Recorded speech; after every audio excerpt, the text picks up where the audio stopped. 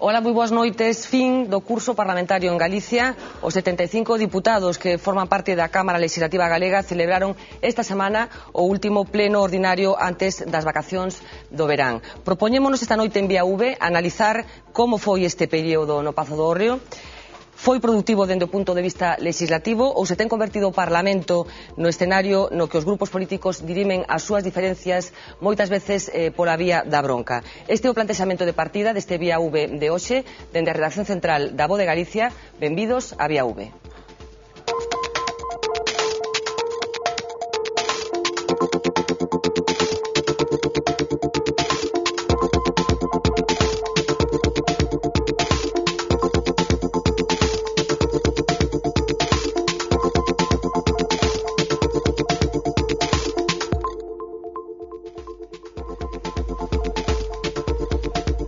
Que teñen feito os parlamentarios galegos nos últimos 10 meses? Cal ten sido o tono das sesións que os 75 diputados do Partido Popular, do Partido Socialista e do Bloque Nacionalista Galego teñen celebrado dende o mes de setembro pasado?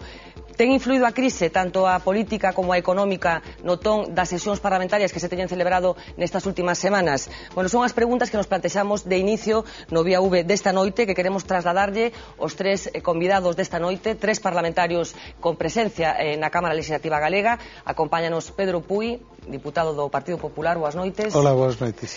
Ana Luisa Bouza, parlamentaria de Bloque Nacionalista Galego, boas noites. Hola, boas noites. José Luis Méndez Romeu, diputado do Partido Socialista, boas noites. Boas noites. Acompáñanos tamén en Santiago para enriquecer o debate o cronista parlamentario da Voz de Galicia, ali no Pazo do Hórreo, Domingo San Pedro, boas noites. Boas noites. Boas noites. Bueno, falábamos do último pleno ordinario da temporada que se celebraba o martes e o mércores pasados. Celebrábase no Pazo de Hórreo, como decíamos. Os deputados volverán no mes de xullo para participar nunha sesión extraordinaria convocada polo presidente da Xunta para falar da crise, pero o grosso da actividade parlamentaria está por este curso finiquitada.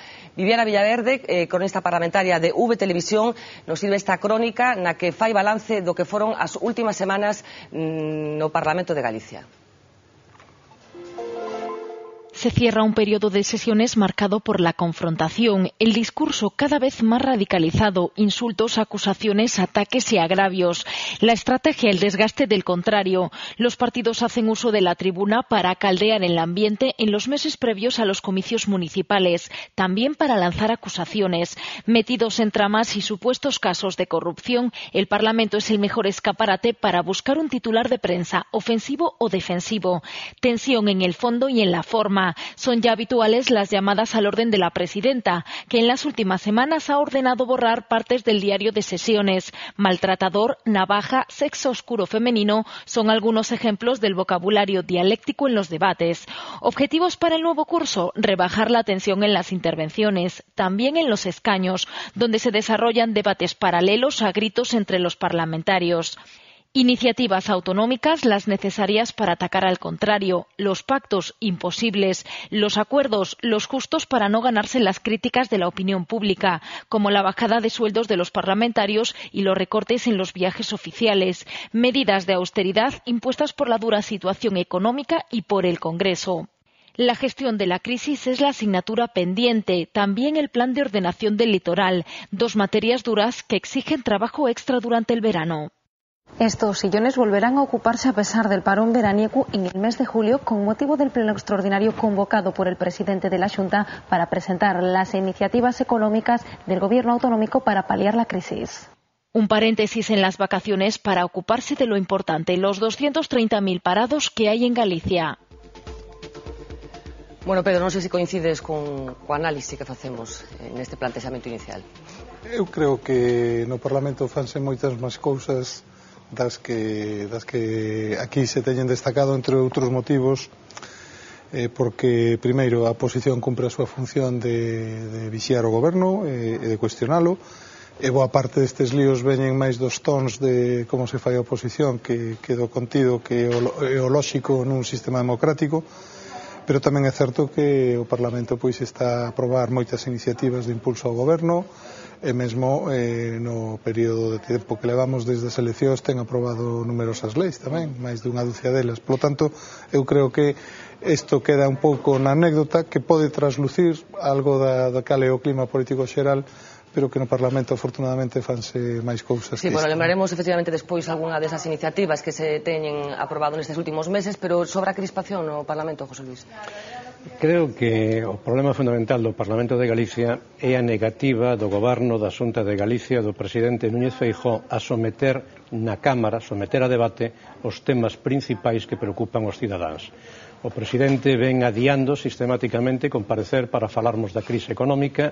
É difícil ter a presencia dos conselleiros principais para dar conta das súas actuacións, comparecen normalmente para asuntos de interese secundario e, ademais, o goberno da Xunta está instalado nun discurso extremadamente negativo. Todo o que está mal é culpa de Madrid ou ben é culpa do goberno anterior. É dicir, o goberno galego, que vai a cumplir xa un tercio da súa legislatura, non foi quen ata agora de ter un protagonismo e provocar os debates de interese de altura que a sociedade espera e que o Parlamento necesita. Bueno, supoño que Pedro ten algo que decir ás palabras de José Luis, pero antes quería que Ana Luisa me fixera un pouco unha valoración de si ese ton efectivamente está excesivamente elevado nas últimas semanas.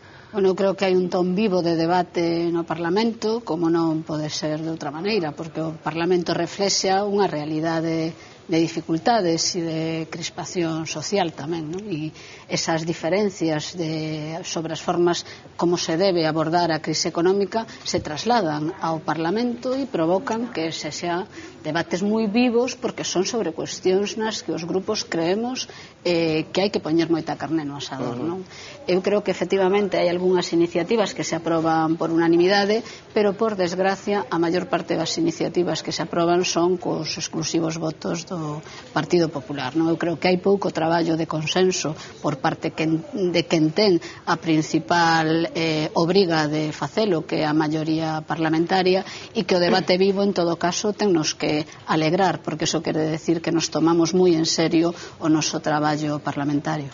Bueno, se te parece, Pedro, imos escoitar primeiro a Domingos. Domingos leva moitos anos cubrindo, seguindo de moi cerca a actividade parlamentaria. Como viches estes últimos meses de actividade no Pazo de Orre, Domingos? Bueno, pois eu coincido en gran medida ca fotografía que nos mostrou Viviana, de que hai un debate moi bronco, unha política de confrontación no Parlamento, pero de todos xeitos eu distinguiría claramente dúas partes, non? E é, digamos, por equiparar o curso parlamentario co que é un curso escolar, digamos, non? Que sería o primer trimestre, coincidindo entre setembro e novembro do ano pasado, na que si houve unha actividade legislativa importante, o goberno presentou iniciativas legislativas ao Parlamento que se foron tramitando, que se foron aprobando, medidas que de algún xeito respondían ao programa electoral do Partido Popular, non? E distinguiría toda esa parte dos dous últimos trimestres, non? Sobre todo no que coincide con este ano, no que é curioso que o goberno solo fora capaz de aprobar unha lei no Parlamento. Eu penso que os que están aí na mesa así o verán, e a lei que se trouxo á Cámara e que se conseguiu aprobar foi a reforma da lei do solo, non? Eu creo que ese balance fala por si solo. Entón, produción legislativa máis ben pouca, ao marxen de algunhas iniciativas legislativas populares, porque a cidadanía si impulsa algunhas medidas legislativas. Neste último pleno que se pechou onte aprobáronse dúas que levaban un ano de tramitación, pero, digamos, non medidas legislativas do goberno, que si penso que ten algunha capacidade legislativa e que terá proxectos presentados e tal, pero que en todo caso ainda non viron a luz neste Parlamento, non? Pedro. Vamos a ver, o primeiro que hai que decir é que efectivamente a xenda legislativa a marca o propio goberno coas súas iniciativas.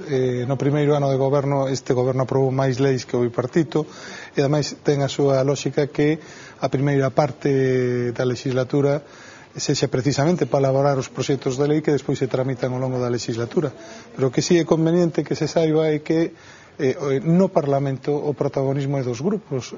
Por exemplo, o Partido Socialista ten exactamente a mesma capacidade de introducir iniciativas que o Partido Popular. É así, perfectamente así. Vostedes teñen a mesma capacidade de interpelar o goberno, de feito o Grupo Popular non o interpela. e de feito vostedes teñen a mesma capacidade que o PP de facer... Caso non xustifica a falta de actividade legislativa, non? O que si chama a atención é que se diga que non se levan os temas importantes cando o volumen de iniciativas que presenta a oposición é moi superior ao que presenta o grupo que apoia ao goberno por razóns obvias, quer decir que si se cuestionan o tipo de temas o que é bon é que se saiba que 3/5 partes, un pouco máis incluso, do que se tramita e do que se fala no Parlamento é por impulso e iniciativa da propia oposición. Dito isto, eu creo que no Parlamento se están a tratar temas importantes que afectan á sociedade. No último pleno houbo polo menos 6 grandes debates en temas económicos que afectaban pois tanto o que foi o plan estratégico como o que é a crise, como foi a política fiscal, etcétera, etcétera, non? Co cal, evidentemente eu creo que sempre é susceptible un de cuestionar o que se fai ou o que non se fai, ou se pode decir tal. Eu coincido en que hai unha crispación, un ton, máis que nada é o ton, non? Porque tampouco hai grandes acusacións, senón máis ben é o ton e as formas. Eso ben, eu creo, imposto por unha dinámica allea incluso a Galicia, porque a política que se está a facer desde o goberno de Madrid con respecto á oposición, dada a crise, pois de estar atención montando moito follón, buscando casos de corrupción, etc. Pero dito iso, eu creo que o Parlamento, a pesares de todo este ruido, etc., está a traballar arreo, e polo menos a sensación que eu teño como deputado que participei xa en 4 ou 5 leis é que non é correcto o diagnóstico de que o único que se fai no Parlamento é berrar, non? Bueno, pois se vos parece, para testar un pouco ese ton, a ver se efectivamente un ton bronco e crispado ou non, imos recordar algunha das intervencións de diputados dos 3 partidos políticos nas últimas semanas no Parlamento. Haberá, por suposto, responsabilidades por contabilidade de ingresos ficticia. Deron contas das viaxes, deron conta, compareceron en comisión ou en pleno. Falaron de que fixo o señor Feijóo en México. Le pidan perdón a eses casi 30 galegos que estaban en situación de extrema necesidade e que se están beneficiando dese convenio que asinou a Secretaría Xeral de Migración. O que non vale é o que está facendo vostede con un modelo que recorda épocas pretéritas de facer xuicios paralelos mediáticos, donde vostedes preguntan e vostedes contestan. Que vostede me fale de ética é o mesmo que o señor Rodríguez Zapatero me fale de emprego. Voulle citar a John Lennon: a vida é iso que nos pasa mentras facemos plans, e mentres vostede fai plans, a vida dos galegos cada vez é pior. Nin pensionistas, nin empregados públicos, nin dependentes están a pagar da crise, senón que están a pagar a mala xestión da crise. En contra do que fai o PP no Congreso dos Deputados, os parlamentarios socialistas votamos a favor desta modificación. Na práctica, vostedes teñen amosado a peor cara do que a especulación. Que nós trouxemos a Xunta de Galicia seriedade, rigor, traballo. E se tiveramos que borrar o diario de sesións, lle podo asegurar a vostede que borraría, non sei se o diario completo, pero case. Isto ten moi mala pinta. Bueno, esta unha pequena ensalada de declaracións dos últimos tempos. Ten mala pinta isto, como decía Manuel Vázquez. As que acabamos de escoitar son debates de luvas brancas, son debates donde, aínda que están fora de contexto, non se teñen producido nin acusacións especialmente relevantes. Eu creo que o problema verdadeiro é cando as formas tapan o inexistente fondo, porque por moito que diga o representante do Partido Popular, no Parlamento só se debaten os proxectos de lei que presenta o Goberno. A oposición sí pode presentar proposicións sen medios, sen datos e, polo tanto, sen entrar no rigor que corresponde á acción do Goberno. E os conselleiros e o presidente comparecen cando queren, non cando reclama a oposición, en pleno ou en comisión. Pero o que me parece extraordinariamente serio é que en 6 meses últimos no Parlamento de Galicia só se teña aprobado unha lei, a lei de reforma do solo, porque todas as que aproban vostedes nesta legislatura ou case todas son leis de reforma de outras anteriores. E apróbase a reforma do solo para facer fronte a un problema extraordinario de deterioro do urbanismo que o goberno anterior abordou con firmeza, e vostedes apróbano legalizando as actuacións de Barreiros, evitando a búsqueda dun consenso, declarando enfáticamente que farán en Touriñán e en espacios protegidos todo aquilo que pidan determinado tipo de empresas e pasando por alto outras actuacións importantes de protección do medio. Iso é o debate que evidentemente dá lugar a posicións encendidas, a posicións enfrentadas, porque o tipo de protección que significa unha normativa ou outra pode ter efectos radicalmente perversos. Por iso non creo que exista unha crispación artificial. O que existe, si acaso, é unha falta de iniciativa do Partido Popular para convertir na Cámara no vivo debate político que a sociedade galega espera. Pedro, despois vamos continuando. O señor Méndez Romeu sabe perfectamente que hai unha cuestión que é a actividade legislativa e outra que é de control e impulso. Eu insisto, vostedes teñen a responsabilidade de prácticamente 2/3 partes de toda esa acción. Si vostedes prefiren utilizar o tempo para facer acusacións, para decir que cheira ben ou mal certas cousas, pois eso é un problema da oposición, pero a oposición ten perfecta capacidade para facer isto. Por outra banda, hai unha imprecisión evidente. Domingos especificou un número de proxectos que presentou o Goberno, pero non é certo que nestes últimos meses aprobáramos únicamente unha lei. Aprobamos a lei do solo, que é moi importante, certamente, pero tamén aprobamos unha lei que vostede, ademais, como responsable, debería de coñecer a urxencia de aprobala e, sin embargo, non nos deixou nada feito, que era a Lei de Medidas Urxentes para a adaptación á Directiva de Servicios Europea, que vai ser unha revolución na relación entre o administrado e a administración. Aprobamos no último pleno 2 iniciativas legislativas populares que se convirten en lei, que afectan a cuestións, por un lado, sociais e por outras industriais, como é o tema do naval, co cal se está dando algo que normalmente non era moi frecuente, que é a participación da sociedade a través dese instrumento, unha vez que hai unha maioría popular para a tramitación destas leis e mesmo para a súa aprobación. E finalmente aprobamos tamén a importante aprobación da lei de reforma do orzamento para adaptar a Galicia ás directrices de Madrid do déficit público. Por tanto, primeiro, hai actividade legislativa dos cidadáns, non do goberno. Sí, dos cidadáns e iniciativas legislativas populares e o goberno, reformas e transposición de directivas europeas. Mire, vamos a ver, cando vostedes entraron, fixeron unha morea de leis que eran reformar os colexios profesionais, unha tras outra. Entón, se contamos por contabilidade e tal, a lei do solo é bastante máis importante. De feito, vostedes non foron capaces de reformala. A única nos últimos meses. Tiramos para atrás, vamos á lei de caixas, que por certo saiu por acordo co bloque. Vaya modelo, precisamente. Vaya modelo. Eso é o que provoca a crispación. A incapacidade para plantexar os debates nos seus justos termos. Si vostedes estaban de acordo coa lei, vostedes estaban de acordo coa lei e ademais apoyaron explícitamente en ponencia o 90% da lei. Pero tivemos que advertir que a lei era incorrecta xurídicamente e que se veía vir o recurso do Constitucional. Sí, claro, se veía vir, usted o sabía moi ben, moi ben, porque foi un recurso político feito por o Partido Socialista. Que as caixas directamente falaran e cando se ten producido a fusión.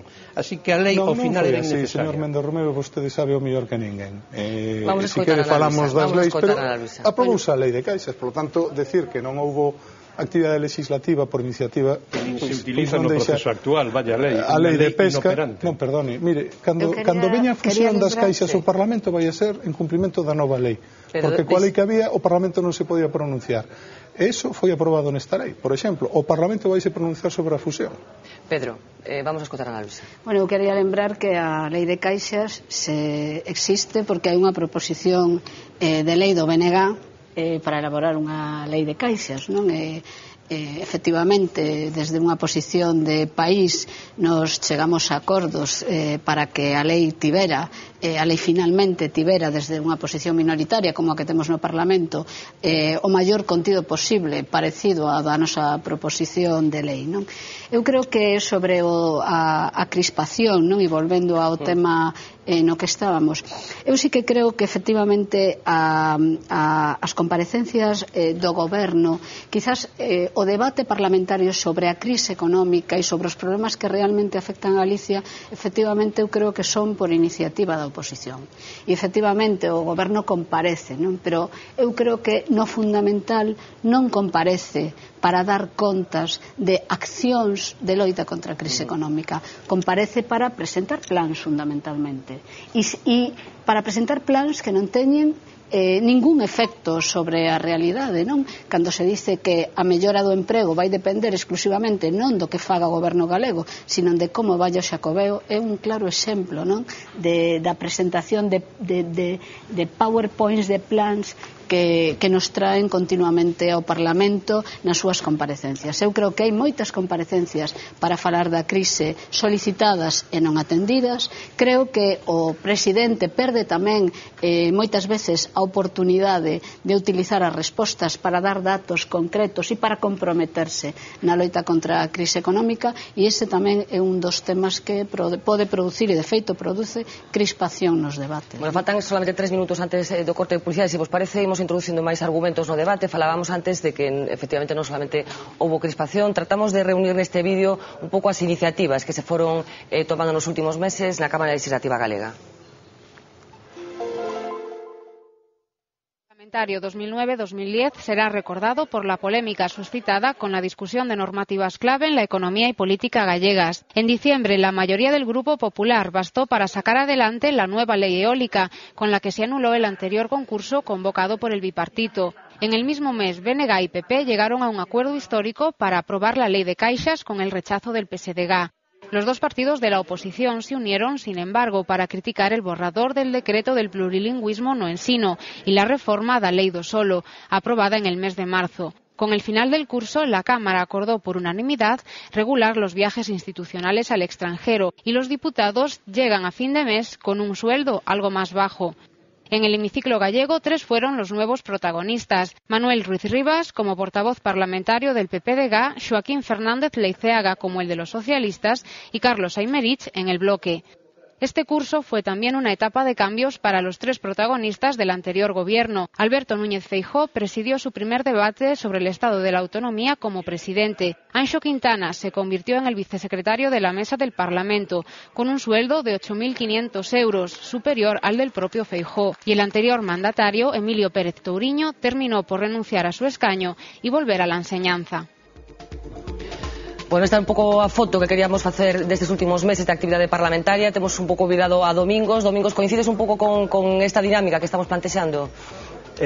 Totalmente, pero a mí tamén me gustaría engadir unha cousa que xa se foi apuntando aí, que certamente, basicamente a capacidade de iniciativa para legislar reside no goberno, pero eu tamén voto en falta que en todo este ano de actividade parlamentaria non conseguimos ver realmente unha oposición propositiva. É certo que dixo a señora Bouza que o BNG si ten presentado iniciativas legislativas, pero a min este Partido Socialista, digo con todos os respetos, así o entenderá o señor Méndez Romeu, eu creo que non se destacou precisamente por facer medidas de impulso, medidas para promover determinadas cuestións neste Parlamento. Non está por ver que realmente chegar a un proxecto legislativo de certo empaque a esta Cámara, e no fondo é un pouquiño tamén o que lle está pasando ao PP no goberno. Neste sentido, a verdad que o señor Pachi Vázquez é bastante parecido a Mariano Rajoy,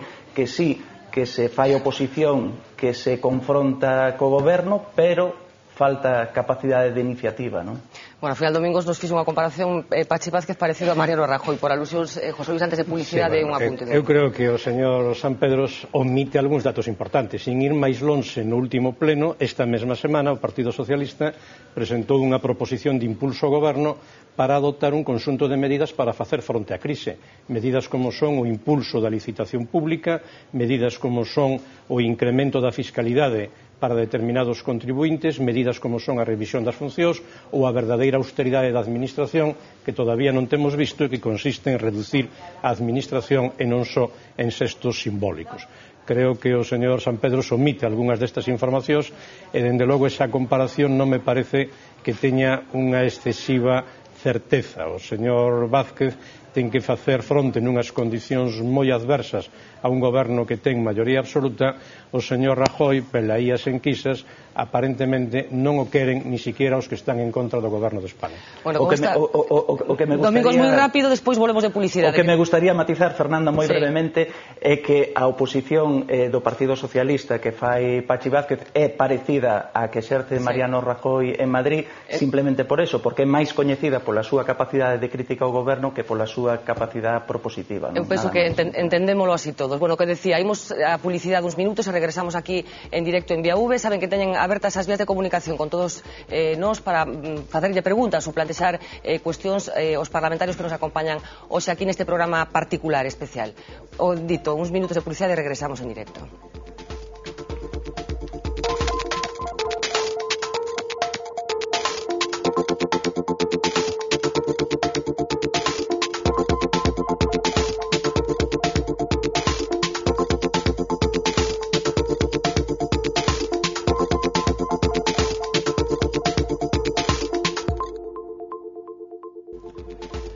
Pasan 30 minutos das 10 da noite, continuamos en directo aquí en Vía V tentando analizar a actividade parlamentaria dos últimos meses no Pazo de Hórreo. Bueno, un dos momentos máis tensos dos últimos meses estivo relacionado co cobro irregular de dietas por parte de algúns diputados. A presidenta do Parlamento, Pilar Rojo, chegou a confesar a súa desolación polo comportamento de algúns parlamentarios e a insinuar que a Cámara non podía poñer un policía detrás de cada un deles. Imos recordar o que pasou en relación con este asunto.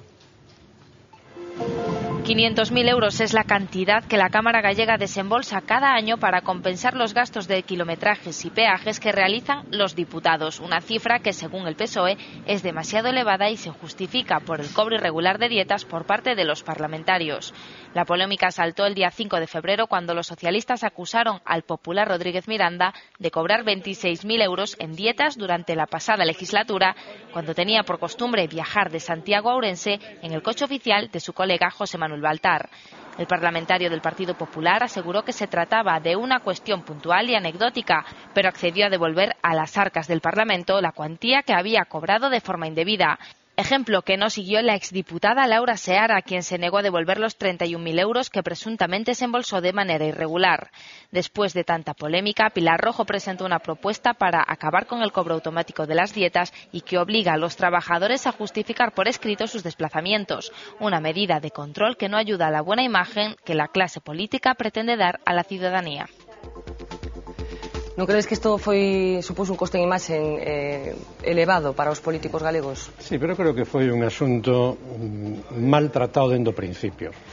O control das asistencias e dos desplazamentos dos deputados faino a presidenta do propio Parlamento cos servicios administrativos da Cámara. Víñase facendo por un sistema totalmente automatizado nas mans dos funcionarios e agora faise polo mesmo sistema, só que os deputados afectados teñen que asinar como proba de conformidade cada un dos informes mensuais.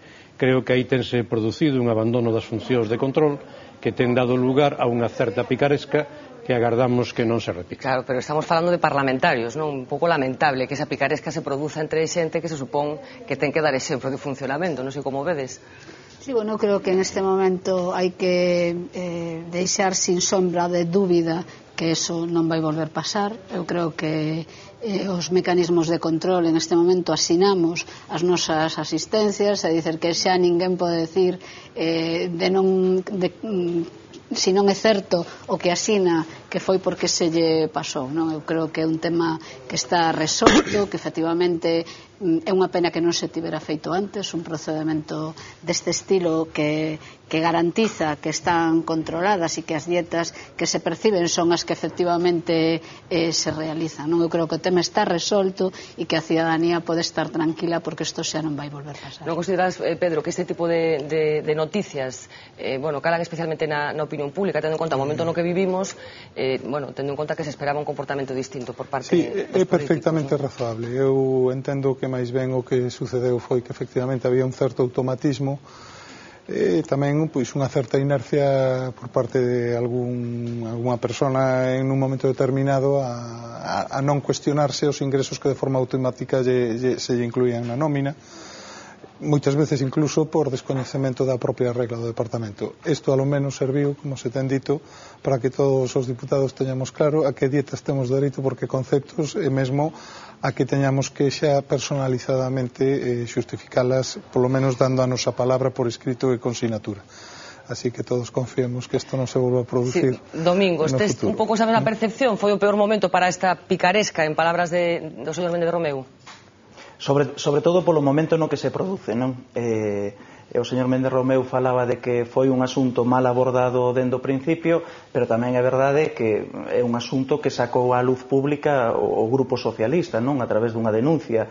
E aquí o resultado final que tivemos é que hubo un diputado como é Antonio Rodríguez Miranda que sí fixo unha devolución de cantidades cobradas indebidamente e faláronse de outros nomes, de outros diputados que é certo que por un automatismo que ven así dende hai tempo, non está estipulado así para compensar eses desplazamentos, pero que cobran cantidades que non sempre se corresponden con viaxes feitos, non? Sin embargo, o resultado final é que só hubo un diputado que devolveu unhas cantidades cobradas de forma indebida cando hubo outros nomes máis, e non vamos a ser aquí nominalistas nin entrar nesos detalles, pero que sí foron sinalados como que se embolsaron cantidades cando menos de forma indebida. A pregunta é se a lo menos honremos a quen o fixo, as devolucións. A pregunta é se isto sai a luz cando sai, se se tiña feito antes, quero dicir, se isto se destapa nun momento determinado, pero se era unha práctica de anos atrás, quero dicir, se había xente que estaba pasando dietas por asuntos que non estaba facendo, non sei como vedes. Eu creo que hai que explicar que non se pasaban dietas por viaxes que non se facían, sino que as asistencias de maneira automática xeneraban un cobro de kilometraxes por desplazamentos que non se facían. No, cobro de kilometraxes por o que non se facía no automóvil, no vehículo propio. Entonces, o que había era, polo feito de asistir a unha comisión ou un pleno, se xeneraban unos ingresos nas nóminas que non estaban tampouco detallados día a día, ¿no? Bueno, pero de verdad que vos como parlamentarios non vos parece que isto ten unha certa gravedade, quero dicir, que unha imaxe vamos a ver, eu como representante da rúa, quero dicir, a mí son as típicas noticias que me parece que están mal, o sea, que non deixan ben os políticos, non? Me parece que tenga a súa importancia isto, non? Que non é... Sí, o que quero é que tamén quede claro de que estamos a falar, non? Porque cando se fala de cobrar dietas indebidamente parece que se está falseando alguna documentación e non foi así en ningún caso, non? Entón, eu creo que efectivamente se estaban cobrando kilometraxes por kilómetros que non se facían no propio automóvil e iso, co sistema actual, non debería volver a pasar, non? Bueno, non sei que grado de coñecemento credes que teñen os galegos do Parlamento. Credes que é unha institución coñecida ou que non é coñecida? Non é coñecida e probablemente non ocorre nada porque non sexa moi coñecida. O máis importante que fai o Parlamento está nos medios de comunicación, en programas deste tipo en formato televisivo, nos xornais cotiáns, nas emisoras de radio, etc.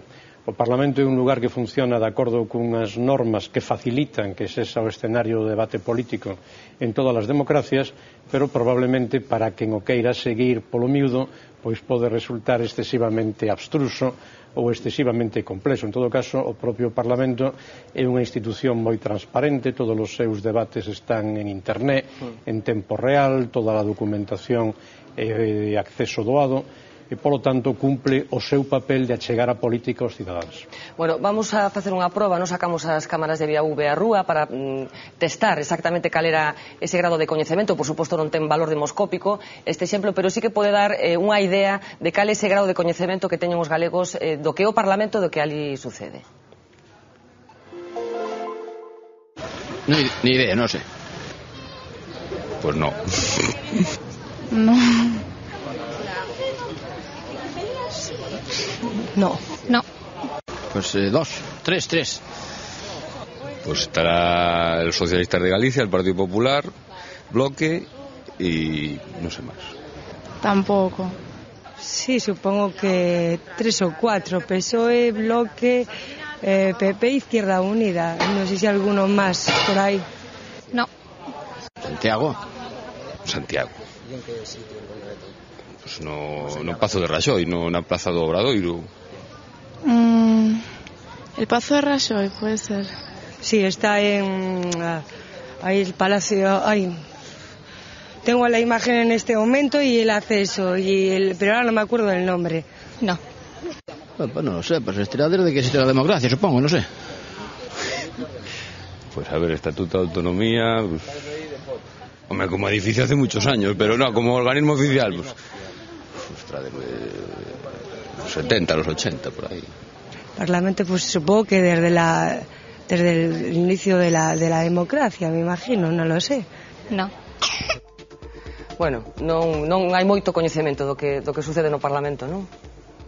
É lógico, o termo, por exemplo, grupo é un termo moi parlamentario, do grupo parlamentario, sin embargo, casi todos os entrevistados... Había quen lle daba xa algún diputado de Izquierda Unida. Sí, pero sabían perfectamente, grosso modo, quenes están ali.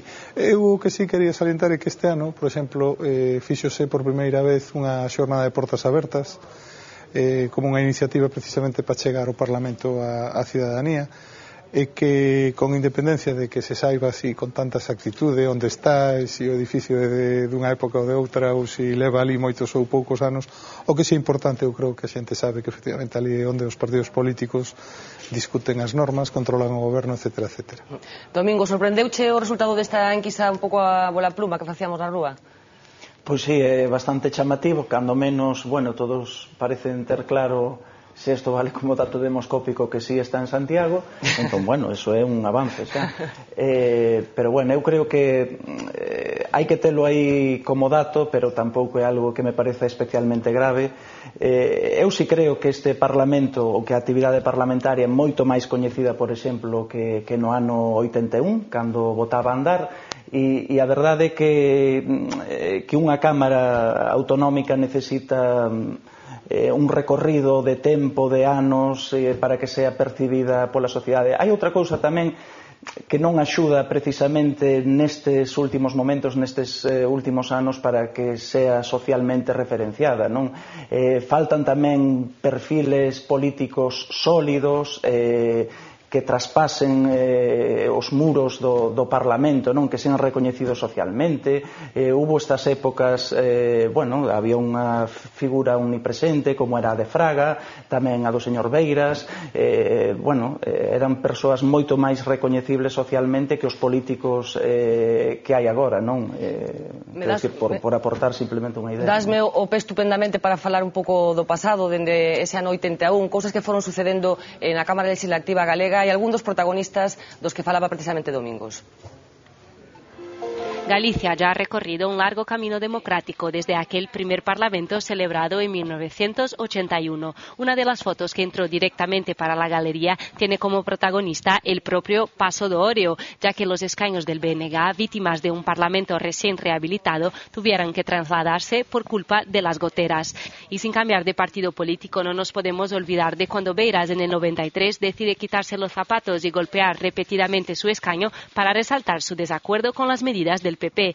Y ya que hablamos del PP, hay que mencionar la lipotimia de Fraga en el 2004. Su desmayo abrió interrogantes sobre su salud en plena crisis de los populares. Y sin dejar de fuera a los socialistas, fue este el partido que en el 2005 eligió a Dolores Villariño como la primera mujer a presidir el Parlamento. Volando ahora directamente hasta el 2010, hablemos del sentido más peyorativo de las palabras de Rosa Díez. Fue entonces cuando el Parlamento se planteó reprobar por primera vez a una personalidad política. Sin embargo, y para no variar, los grupos no llegaron a un acuerdo y prefirieron no mencionar su nombre en la condena institucional. Bueno, traslado vos a reflexión que facía Domingos. Falta solidez nos perfiles políticos dos que formades parte hoxe da Cámara Legislativa? Bueno, eu teño que lembrar que probablemente nin Fraga nin Beiras foran moi coñecidos pola súa actividade parlamentar, ¿no? E tamén quero recordar que na pasada legislatura se puso en marcha un sistema que permite a xente acceder en directo, pero tamén despois recuperar todos os debates e que está servindo para que cando se debaten cuestións concretas que afectan a un territorio concreto que non ten facilidade para acudir aos debates, a xente poda ver en directo pois dende as asociacións que están afectadas, e eu creo que eso tamén leva aos debates. Creo que tampouco axuda moito que o que se traslada en dos medios da nosa acción parlamentaria é unha lipotimia ou un zapatazo na mesa, ¿no? Porque efectivamente son estas dúas anécdotas era inevitable. Que eso, como unha anécdota no medio dunha información sobre o traballo parlamentario real do día a día que facemos a xente que estamos traballando ali, estaría ben. O que pasa que moitas veces o reflexo mediático se reduce a eso, ¿no?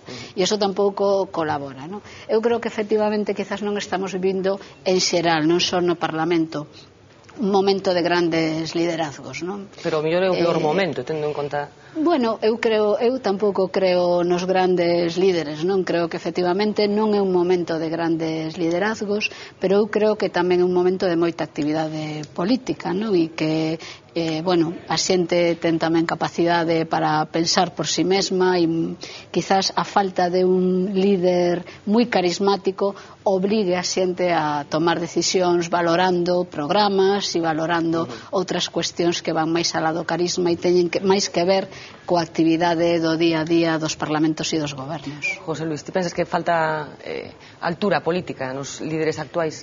Eu creo que os líderes que saían na reportaxe estiveron moitos anos no Parlamento, máis de 15, polo tanto chegaron a ter un grau de coñecemento amplo na sociedade. Os líderes actuais levan moi poucos anos todavía e polo tanto aínda están construindo ese liderazgo. Non tan poucos, non? Non tan poucos. O que máis leva no Parlamento leva 5 anos como dirixente.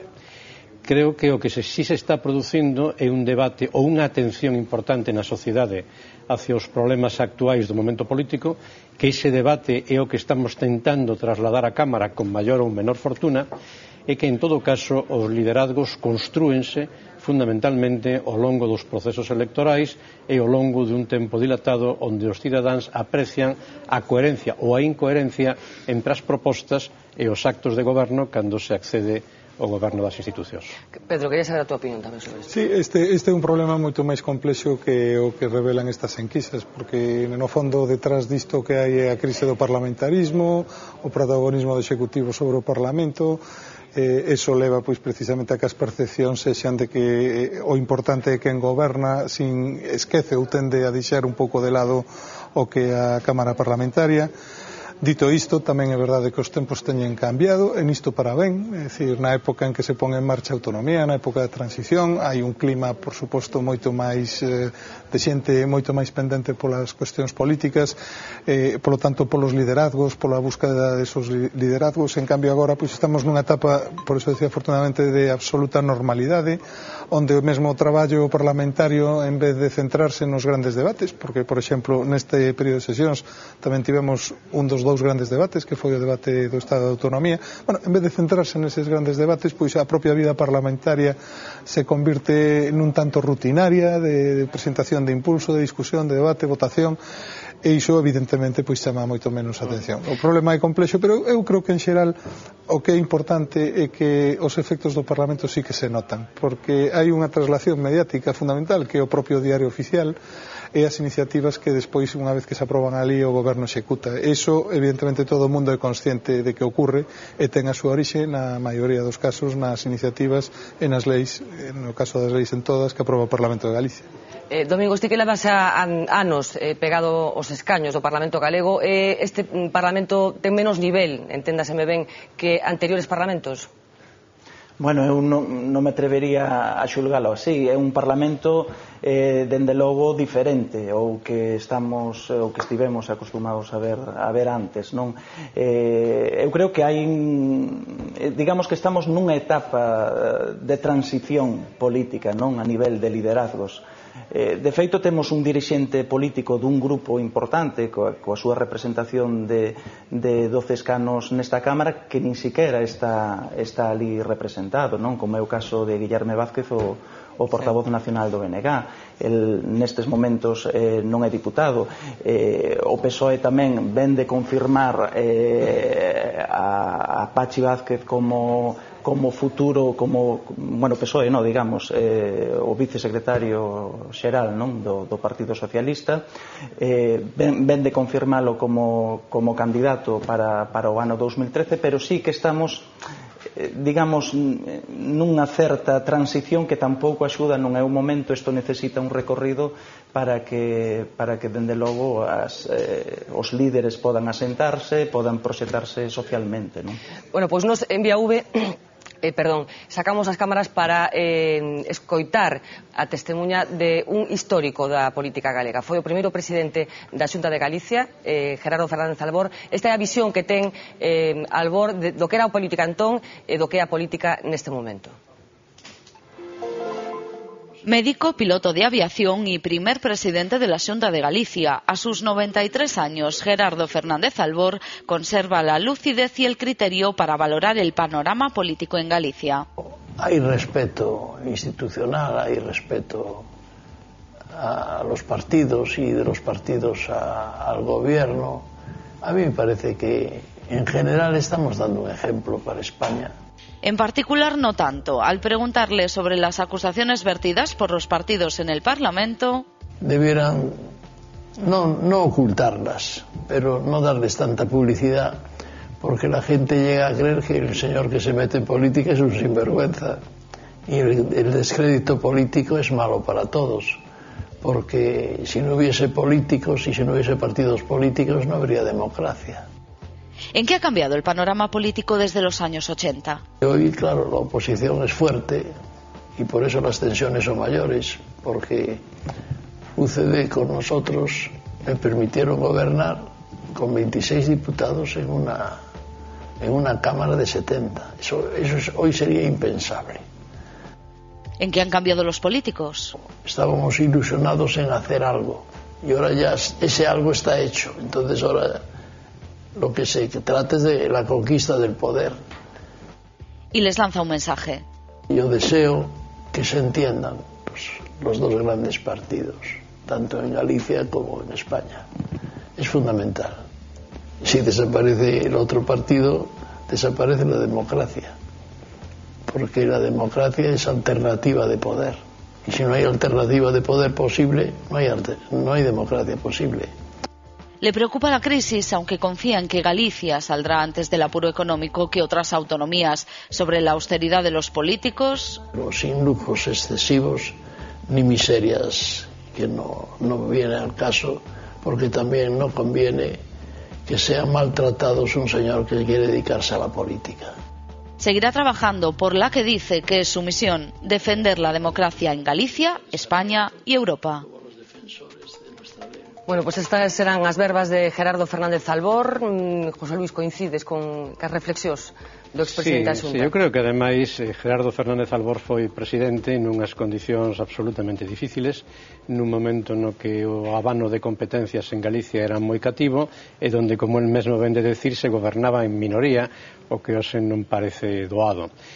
Pero sí me quedo co respecto a unha figura que foi importante no seu momento na consolidación da autonomía e con esas recomendacións últimas que compartimos plenamente. A vida política non pode ser execrada. Pola mesma razón, os políticos temos que ter a responsabilidade de elevar o nivel do debate e de fuxir de fáciles acusacións, de fáciles diatribas que nin axudan a resolver os problemas nin son os obxectivos polos que fomos elexidos. Ana Luisa. Sí, bueno, eu coincido, non? Eu creo que non beneficia a ninguén que haxa sombras de dúbida sobre a clase, por decirlo de alguma maneira, política, non? Eu creo que a maior parte da xente que estamos na política estamos aquí porque queremos facer un servicio público, non? E que, bueno, que calquera cousa que sirva para aclararlle a xente e para eliminar esas sombras de dúbida, dende o BNG, dende logo, colaboraremos a facelo, porque en este momento a democracia parlamentaria está basada na existencia dos partidos políticos e do exercicio da política como unha profesión honorable, non? Bueno, eu creo que estupendo velo con esos anos que ten en tan boa forma, non? Eu creo que é unha figura institucional que temos a sorte de que aínda este con nós e que, dende logo, todo respeto por esa figura institucional. Pedro. Eu, ao fío do que se está a decir, lembrando aqueles tempos que tamén foron moi duros, agora falamos de crispación, pero daquelas tamén houve moitas, mesmo crispación que se traduxo en operacións políticas extranas que foron as que, por certo, desaloxaron a Fernández Albor.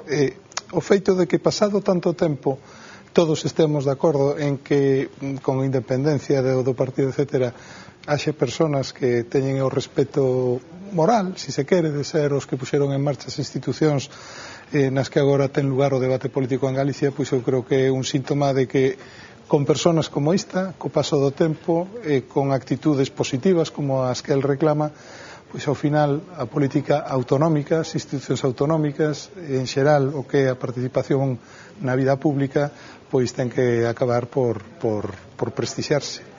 Bueno, iniciamos a último tramo xa do programa de hoxe. Gustaríame falar de novo con Domingos para que fagas un pouco a previsión. Non sei se queres comentar algo das palabras de Fernández Albor, pero en calquer caso que me interesa que me digas un pouco a previsión que ti faz de como vai ser o curso parlamentario próximo, vindeiro. Despois de setembro, como ves a cousa? Crees que se vai seguir por esta senda de crispación, aínda que os presentes non comparten, ou vai cambiar un pouco o tono das sesións parlamentarias? Bueno, hai dúas cousas, como creo que vai a ser e como debería ser. Eu estou convencido de que o tono de crispación, o tono tenso, bronco, vai a continuar. Agora ben, tamén penso que a partir de setembro este goberno, o goberno da Xunta, ten que empezar a ter unha actividade legislativa moito máis prolífica. Eu creo que, penso, imagino, o mellor o señor Puy pode corrixirme e tal, pero ten que haber proxectos que están xa con dictames favorables para entrar na Cámara. Quero dicir, a produción legislativa ten que ser máis ampla, teñense que dar verdadeiros debates pero eu creo que a oposición vai a manter ese tono tenso que se vai a prolongar incluso a tramitación dos orzamentos. Claro, outra cousa é que eu penso que tamén a oposición xa debería estar en disposición de dar ese paso, non? De ter certa capacidade propositiva, de presentar textos legislativos para poder negociar co goberno, tanto por parte do BNG, que é certo que xa presentou entre 4 e 5 proxectos de lei, como tamén por parte do Grupo Socialista, non? Ana Luisa, como ves o futuro?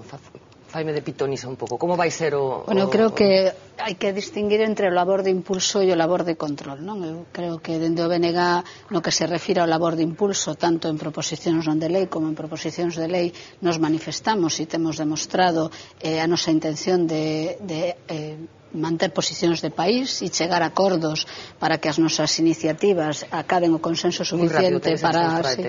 Pero no que se refire ao traballo de control, nos non podemos quedarnos de brazos cruzados ante o que entendemos que é un deterioro dos servizos públicos e da situación de crise económica en Galiza e, por tanto, se anunciamos un labor de control duro ao goberno no próximo curso político. Estamos fora de tempo, pero 15 segundos. Sería bo que a Xunta de Galicia abandonara esta actitude de pasotismo diante dos problemas do país e producir actividade normativa ou buscar o consenso. O Partido Socialista ofreceulle consensos no decreto do bilingüismo, nas directrices de ordenación do territorio, na reforma do lei do solo, en política económica, e non houbo forma de chegar a acordos. Mais aínda, o goberno galego nunca vai ao Parlamento prácticamente.